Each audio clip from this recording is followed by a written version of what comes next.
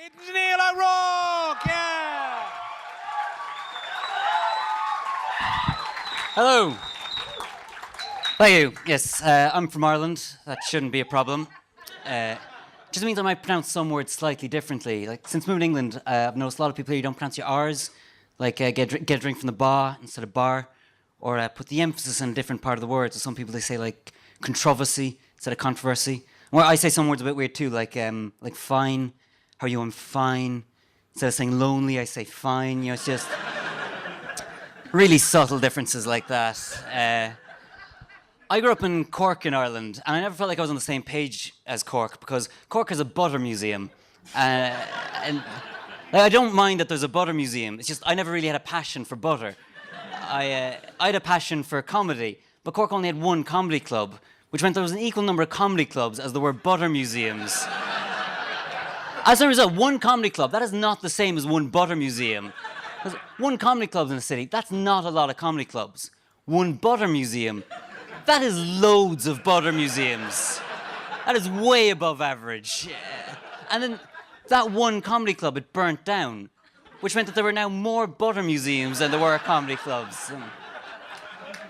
Imagine how excited I was to move to London, a city with no butter museums, and enough comedy clubs to reassure me that they can't all burn down. Unless London has a history of fires that I'm not aware of, but it should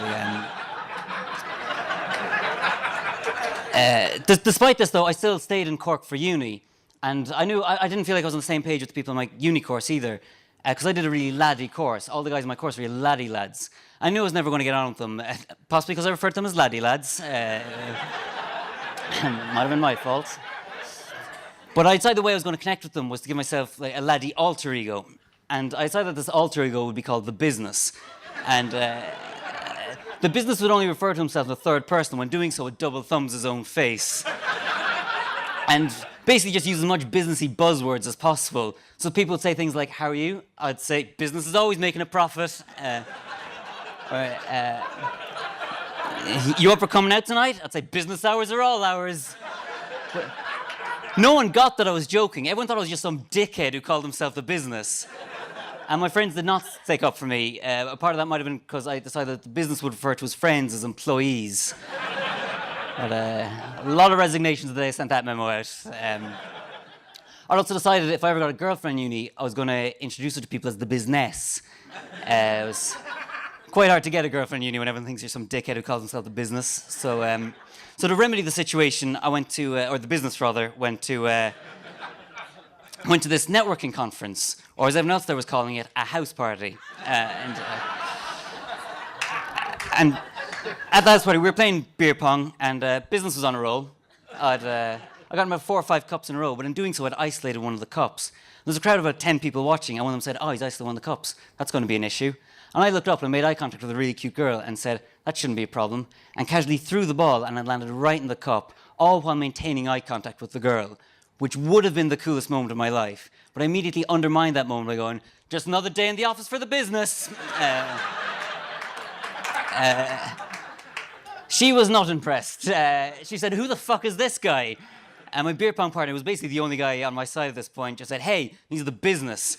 And it was loyalty like that got him Employee of the Month. But I've always been a bit obsessed with giving myself different personalities, because I think the personality I do have is quite boring. So that's not a joke, that's just a genuine insecurity I have.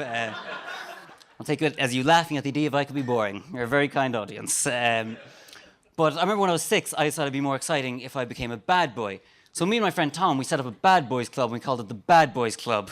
Because we weren't very creative either. And we'd do bad boy things, like staying up late. Very bad. We'd do swear words, and we didn't give a poo who heard us. We'd talk in class, and you couldn't stop us, unless the teacher separated us, in which case we had to stop. And that is exactly what she did, almost immediately.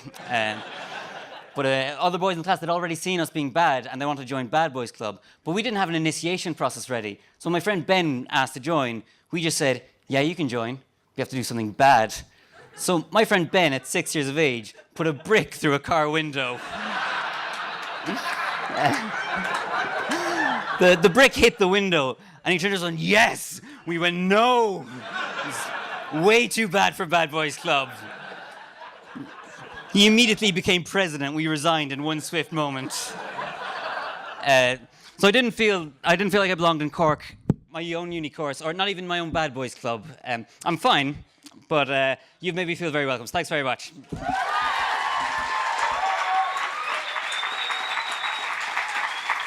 That was Neil O'Rourke.